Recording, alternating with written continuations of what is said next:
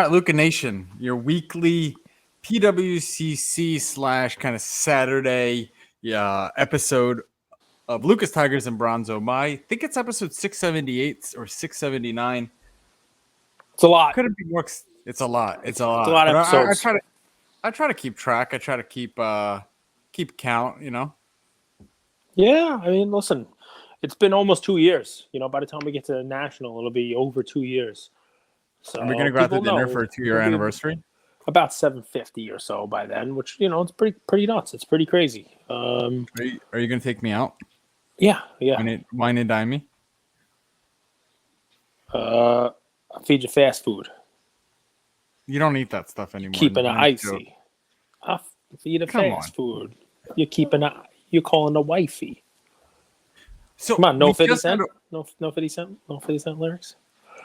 Patiently waiting. I've quoted that a couple times. You like that song? Yeah, because it's got Eminem 50. It was nice. It's very angry. It captured my my feelings at the time it came out. I mean, I'm a very angry person. Everybody knows this. I never smile. I never laugh. I never joke.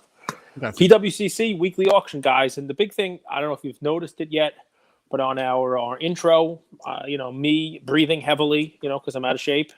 A breathing intro. Talking about the mobile app is out now, so I mean it's pretty crazy. PWCC mobile app. While everybody else's tech is floundering, all the other auction houses are extending their bidding, they're crashing, you name it.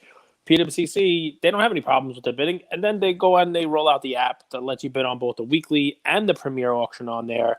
Easy way to bid, just right there on your phone, Android device, Apple device, whatever it may be, and if you happen to be somebody who has cards in a vault, you could track your vault, track your submissions, track your portfolio, fixed price marketplace, everything right there from the app. So just a quick mention of that. That's important. Cage. So I know we had our Whatnot show just a few seconds ago. Mm-hmm. So we talked about a little bit of stuff. There's 7 Game 7s in NHL. You said NHL. Well, this round. 8. 7 Game 7 series. Hockey's crazy. It might be more. Hockey, like 2/3 of teams make the playoffs. It's like if you don't make the playoffs, you're like the worst 2 teams. So, but yeah, 7 series of hockey playoffs are going to Game 7. It's pretty nuts. And then we have NBA. 2 Game 7s. Warriors closed it out last night. Heat are waiting. Good to see Clay. Good to see Clay do his thing. Game 6. Game 6 Clay is a different breed. So what do you want to talk about before we jump in the show? Any topics, or we could keep it kind of short, succinct, and just go straight? I mean, I'm excited, man. I mean, let me ask you, because you're the basketball guru. I like to say a lot of times that, you got to be careful in football because only one of these AFC quarterbacks is going to make it to the Super Bowl. Mahomes, Lamar, Josh Allen, Justin Herbert, Joe Burrow, and now add in Russell Wilson into the mix. Like, they can't all get to the Super Bowl. Like, only 2 of them can get to the AFC Championship game. Does that mean that the ones that don't are going to be the ones that suffer? Well, right now you're watching Tatum and Giannis go back and forth. They're both having, stud performances. They've got their team now 1 win away from the Eastern Conference Finals, but only one of them can get there. What do you think happens to the cards of the one that loses, and why? Can I give you an interesting comparison? We were just doing the Whatnot stream, and somebody was asking about Ja Morant cards. Mm-hmm. And that's hilarious, given that Ja was out. The team won, crushed the Warriors, and played better without Ja. And they got knocked out, and people want Ja Morant cards. So it's interesting to me. I think hobby relevance is a fascinating thing, right? Like, you're not a believer in Tatum, and I don't think yesterday's game even changed your mind one bit. No. No, I don't know what that is. I don't know what that. Not about his cards. I mean, he may very well be a good player. Right, and I did in our group chat. You can read my text. He took a step forward. I mean, that was huge. And if you watch not the whole game, you don't have to watch the whole game. You watch just the fourth quarter. You saw the Bucks picking up some momentum. You saw Giannis doing his thing. You saw Connaughton making some tough shots, and you saw a double-digit lead turned into what was 6 points. And you heard it was Mark Jackson, I think it was Van Gundy, but Mark Jackson said to Van Gundy, they got to get Tatum in this game. And they take a timeout, they get Tatum in the game, and all of a sudden the pendulum swings right back there. And yeah, it got close in the end again, sort of, but Tatum, he came in and he did what a star does. He took the shots and he made the shots, right? Some stars come in the game and pass. Some stars come in the game and pass to Danny Green. Some stars come in the game. I had to. I'm sorry, but he came in and he shot. And he took tough shots. And, probably better than breaking Danny Green's knee, though. Yeah, exactly. Dude, how many times was Embiid on the floor that game? I know we haven't talked about that. He falls every other play.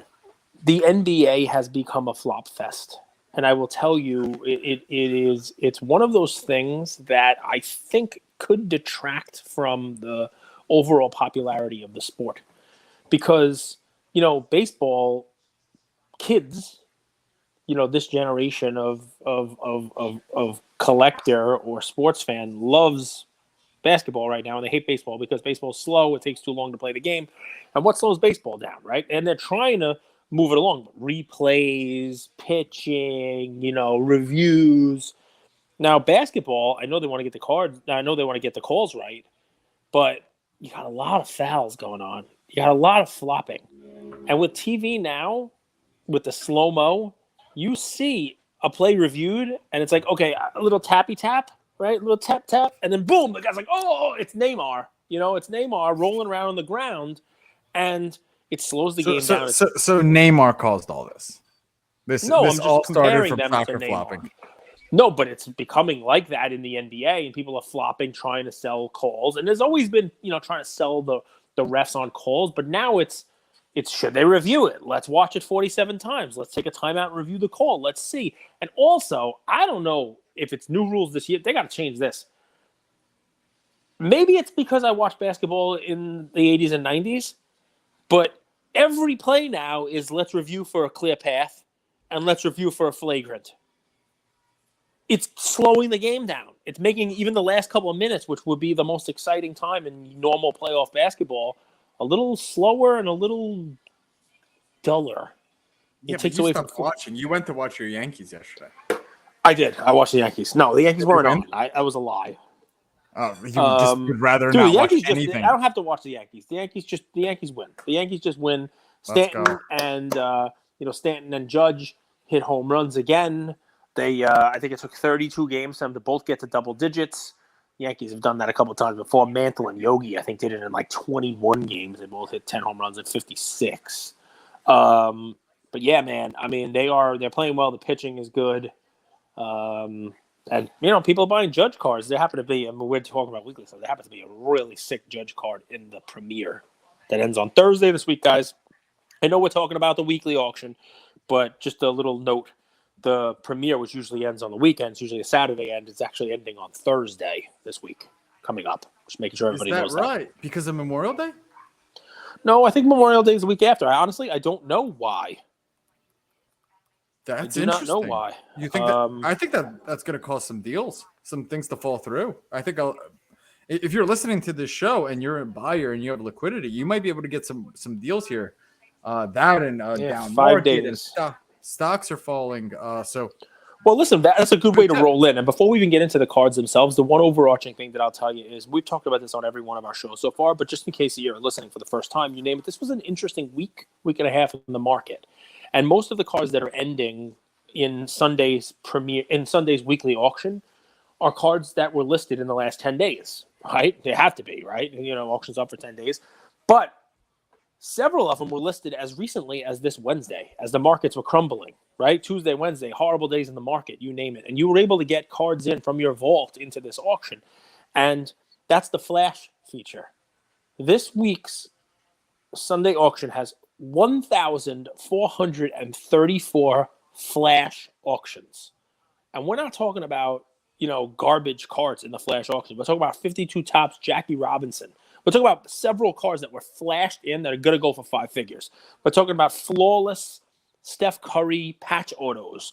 We're talking about, LeBron, the Prism Kobe tribute, orange out of 10. I mean, there are several cards that were flashed. A lot of Jackie Robinson.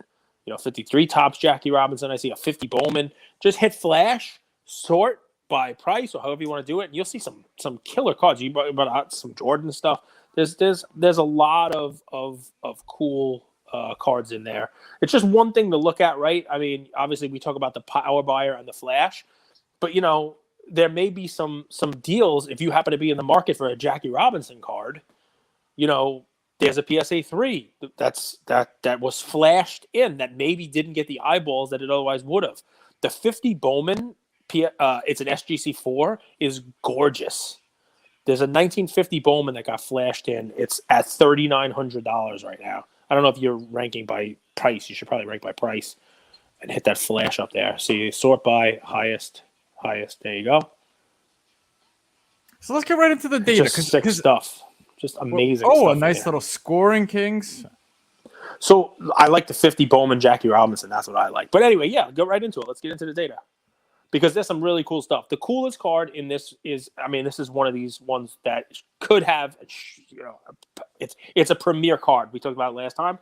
If you type in the 1952 Burke Ross, BERKROSS.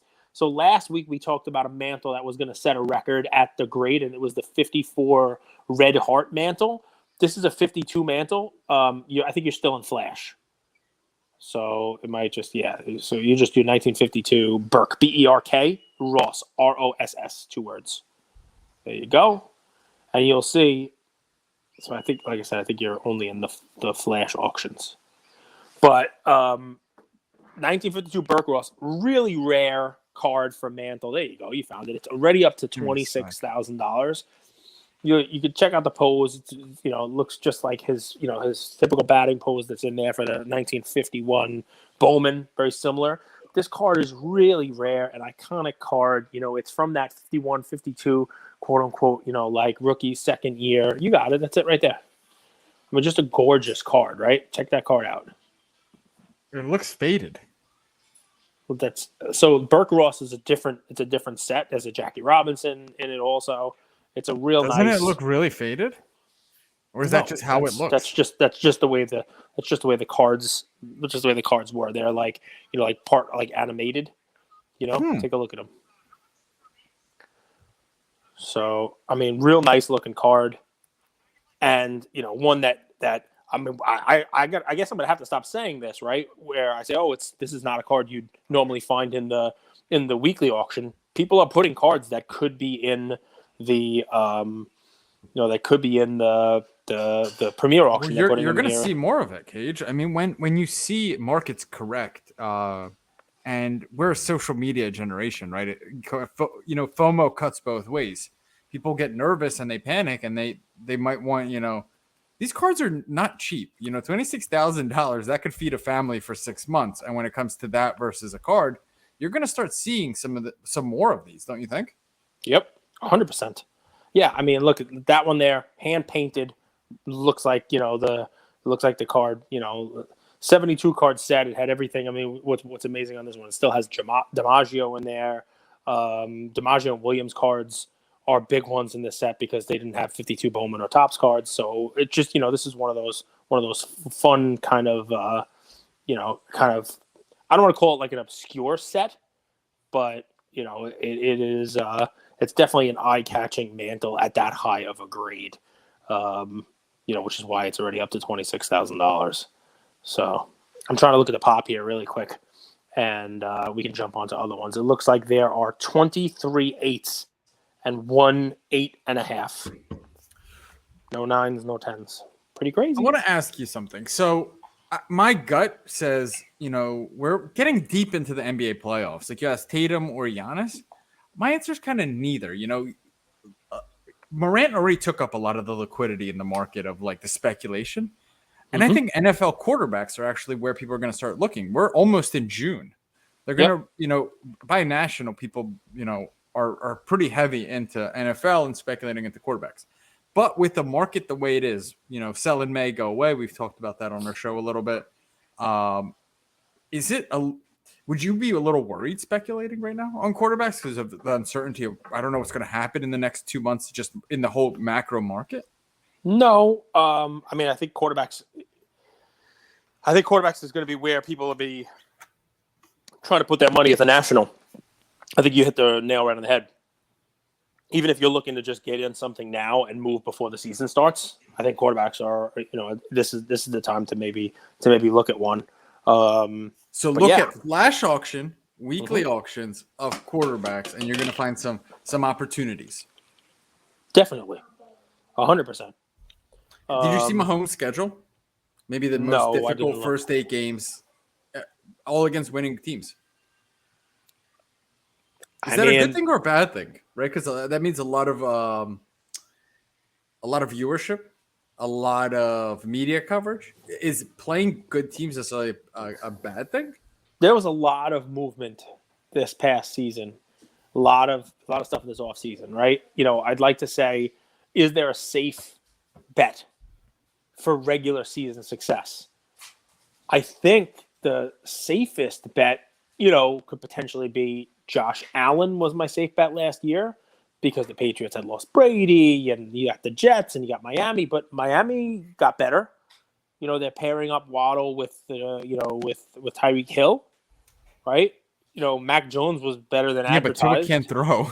Tua underthrows in practice. But Josh Allen still may be the safe one there.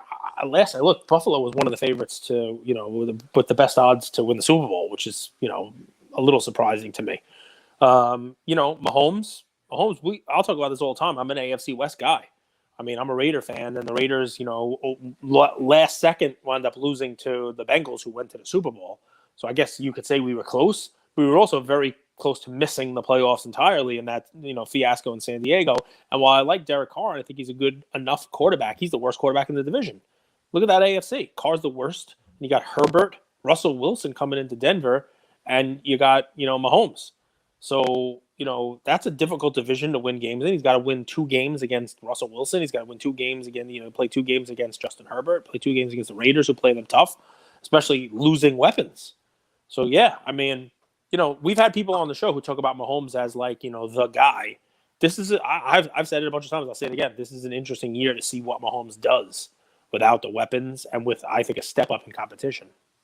So what I'm seeing, and we'll go into this, but keep an eye out. I think Herbert is a buy, and I think Herbert is a buy for a few reasons. One is he finished last year strong. Mm-hmm. 2, like you said, their division is really tough, but that could cut 2 ways, right? Like some people shy away from the pressure.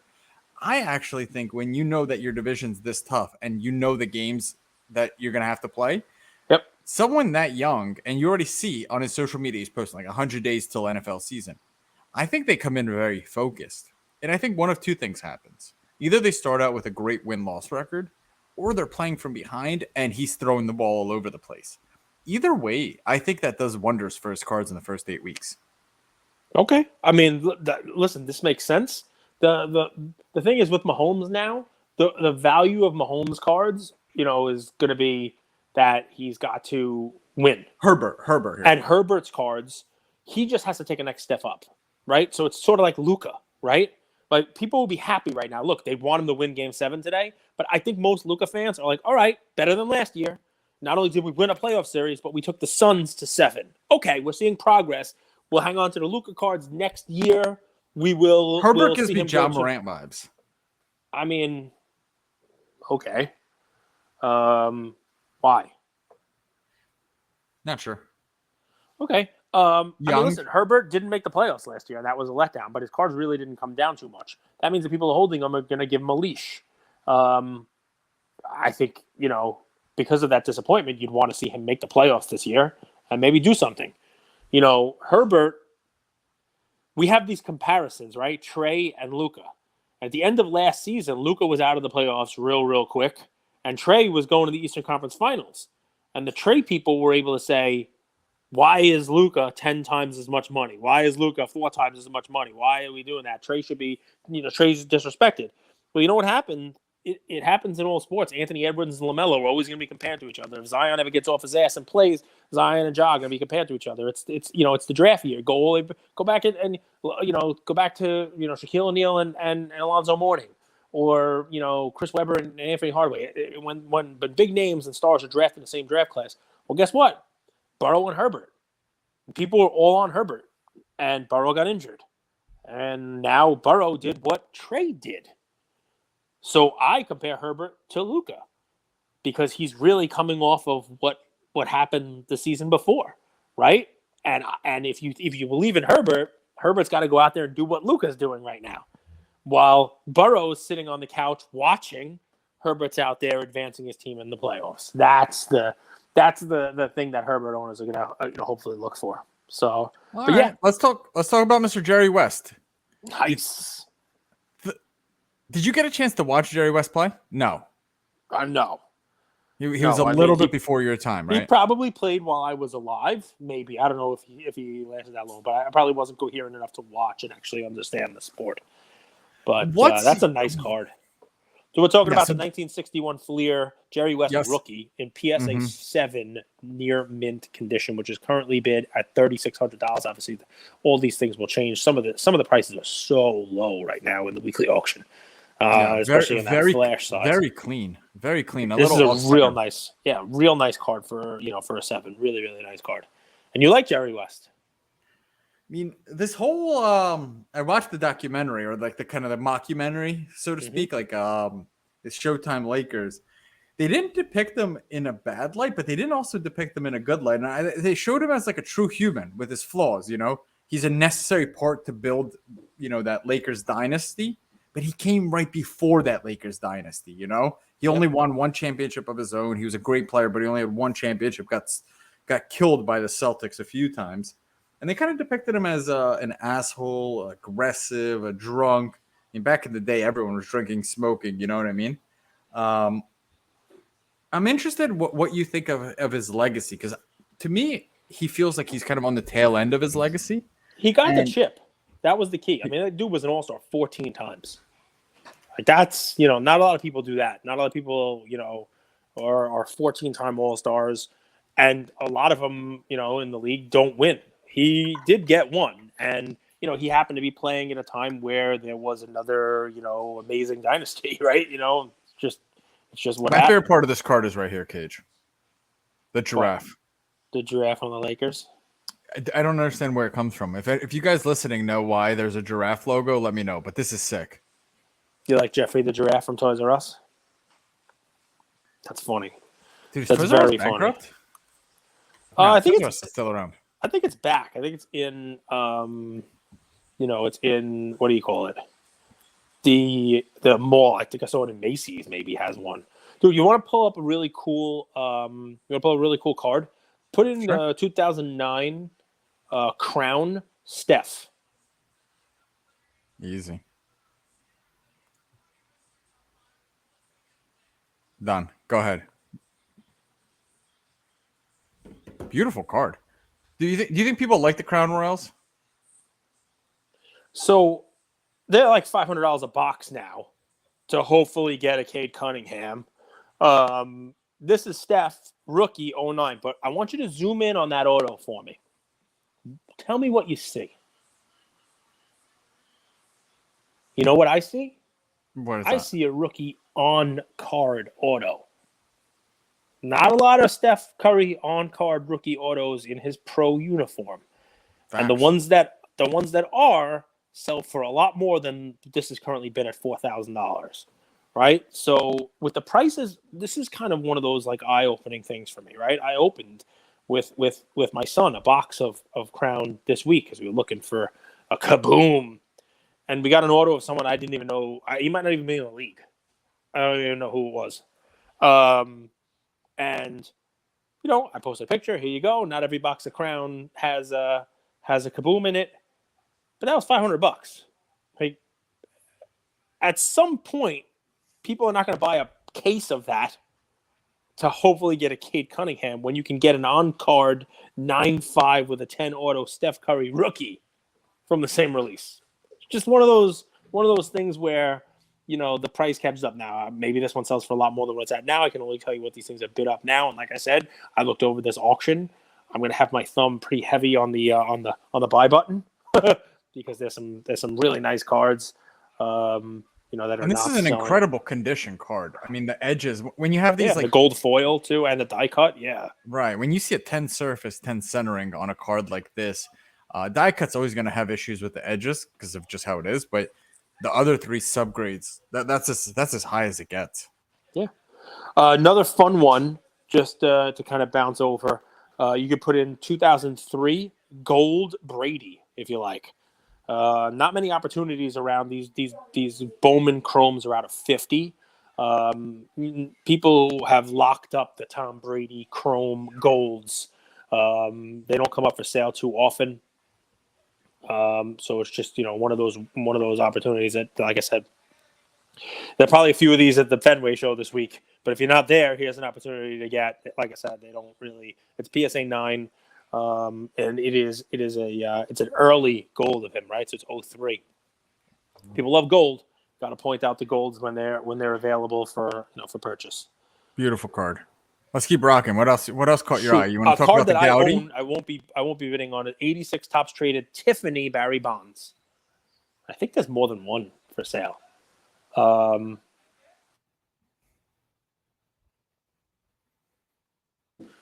Yeah, see that? Now one of them might be next week. So this is interesting, right? Is one of them next week? And that's a 9. Are they both? Scroll down a little?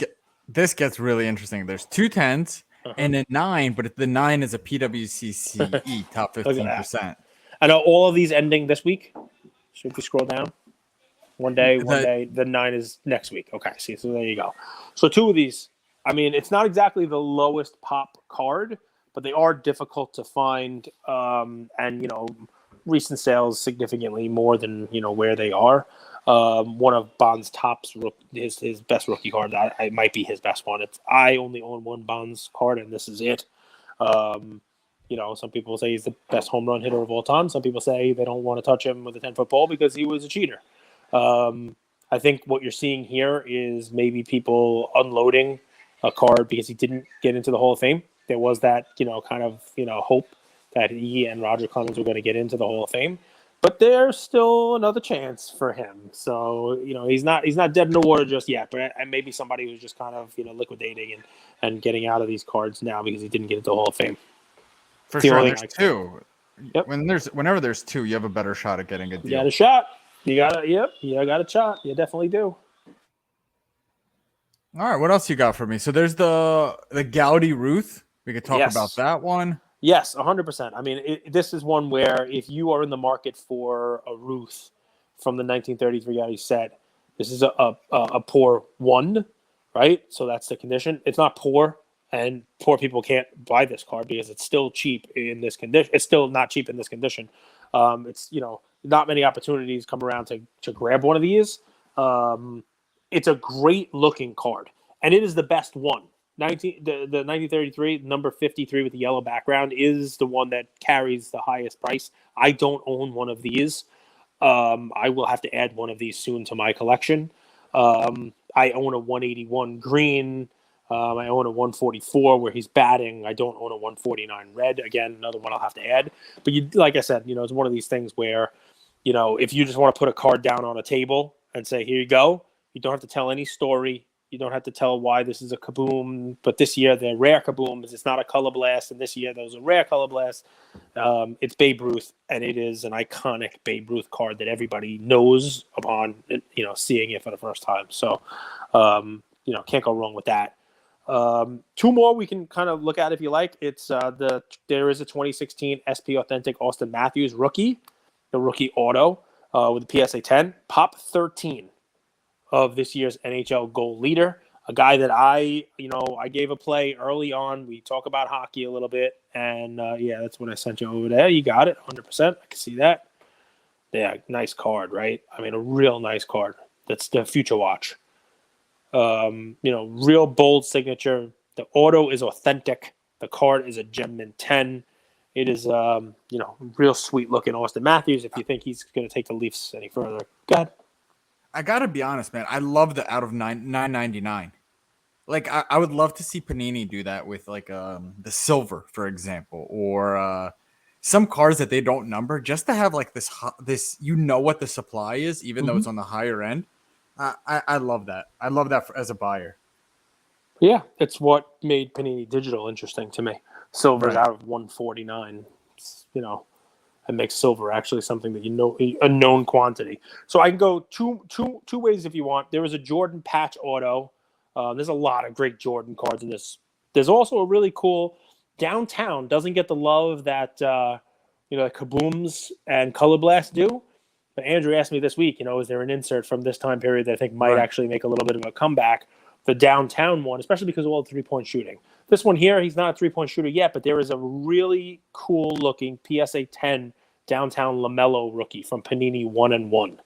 So what you have with this one is it's downtown, and it's also from a really popular release this year. This release surprised the heck out of me. Andrew was telling me this is great, and I'm like, yeah, 1 and 1, it's garbage. And you're like, go look at how much it's selling for. He told me, he's like, go take a look at what boxes are selling for and what the singles are selling for. I opened one box. I got a gold Russell Westbrook base. Sold it immediately. But look at that card. I mean, this is a really cool looking, insert. So I gotta tell you, man. Well, I guess the Scoring Kings inserts weren't numbered either, were they? No, nor is the power and the key that's in this. And there's a lot of stuff that's not numbered. There's it's later. There's the early '90s stuff was not numbered. They didn't start numbering cards until mid, definitely late '90s. Cards started getting numbers. They started putting autos, putting relics, jerseys in the cards, and they had to do that. That was the way to kind of get past the junk era, right? People all bought in the late '80s and early '90s, and everything was kind of the same, and there was no differentiation. So putting numbers on the cards meant, okay, this one is not going to be junk. You know how many are out there. It's not going to be Ken Griffey Jr.'s rookie card that they are still printing, one of those kind of things. So, I would imagine you can probably figure it out. I remember the 93 finest baseball refractors. I think it was like 241 was the assumed number of how many refractors were out there, but there was never, it wasn't numbered. The numbering is a key.